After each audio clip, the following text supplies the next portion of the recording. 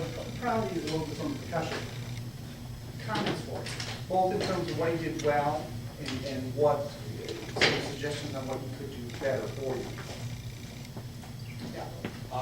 In the middle passage or the gamma,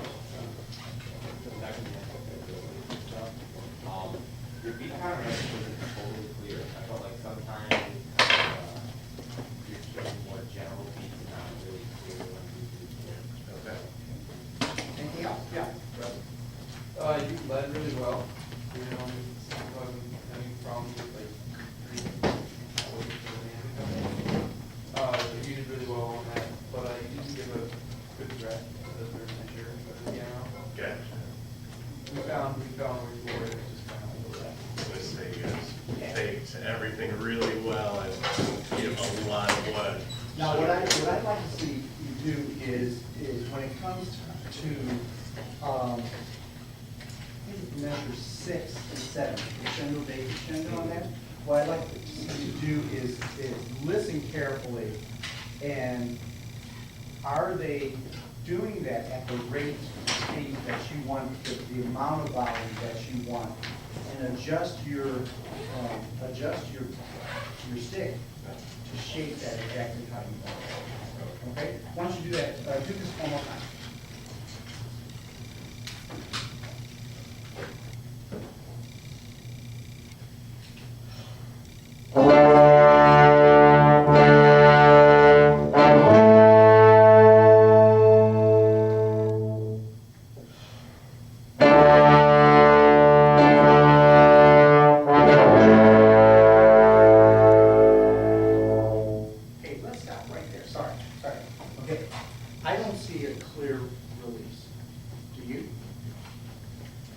See, I think what you're doing is you've got this shaping gesture, very nice. Okay, but I want to see a circular cutoff. It could be just left hand, you know, just something like this. Okay, or it's actually a little curly cue like that. Not a big gesture. Yeah. Not that this is what I was going for, but if I was going for like let it go to Niente, where there isn't a cutoff, it just simply dies. And could I justify that was what I was doing? That's good. That's a good question on that. Here's what I would, Jason, here's what I found, is that when you want that effect with non-professionals, it takes repetitive practice. Sure. Right? Okay. But at the same time, you gotta have that guiding quality to it. I still would have some kind of closing gesture. Okay. And a lot of times, you know, Seiji Ozawa, I used to watch him a lot when I was in as a university student, and he would have this, and that's it. And if you were way in the back playing tuba, you have to catch that. Okay, so give some type of very subtle closure. Sure. Okay, pick it up from first measure. Going into the second measure. No, right down to 1, down to 1, and then again going back to that first objective. Let's shape that crescendo, decrescendo.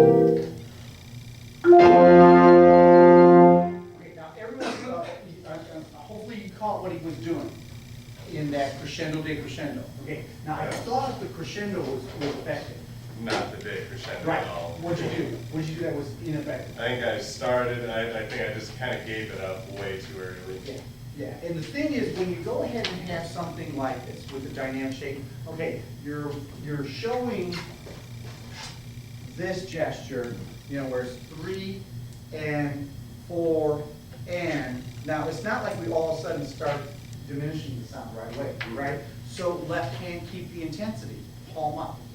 So it's just here, okay?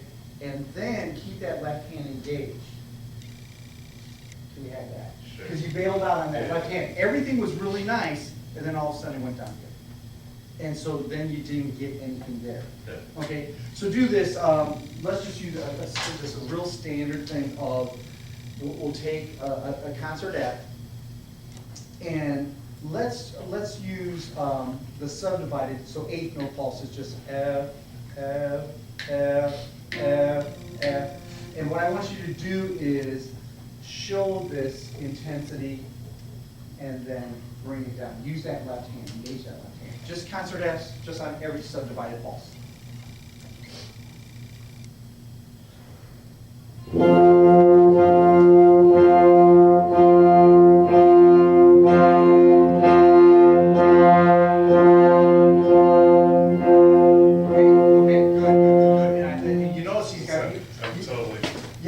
Yeah, but it's still, it's not bad. This is not that bad. What I want to see you do is,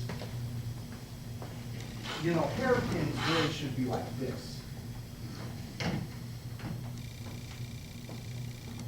Because this is what we always forget about. You know, in most cases, hairpins are that, okay? And so I want to see you maintain that intensity. Okay, do the same thing here.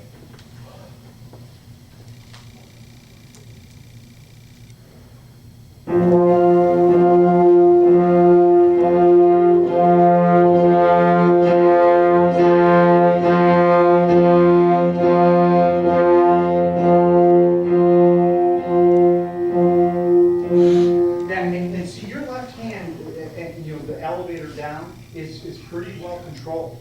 There's a smoothness there that's showing some independence on that. Now, going back to what Riley said, I think that's a pretty consistent thing you need to work on, in that you're prepped for a piano entrance, you do this. You do this. It's pretty controlled, but then afterwards you get that really nice controlled piano, right? But it's initially that. Okay, everyone, let's just sit where you are and do what I want you to do. Is you can grab a stick, great. But what I want you to do is look ahead for your conducting box. Look where piano is. Okay, you know, barely 2 inches, right? And I want you to do your prep that way. So let me model it for you. Watch what I'm doing here. Okay, see that? And what Jason's been doing is this.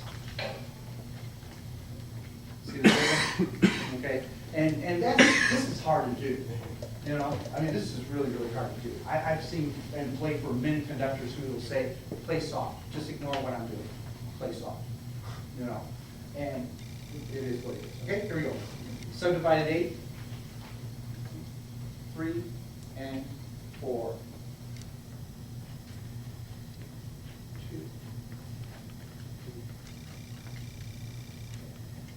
Okay, so that's one thing, you know, just being able to conduct with this much control.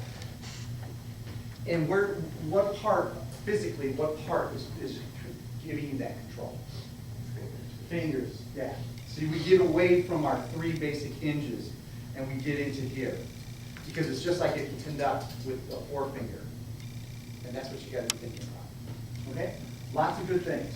Some things you gotta work on. Okay? Thank you. All right. Harry?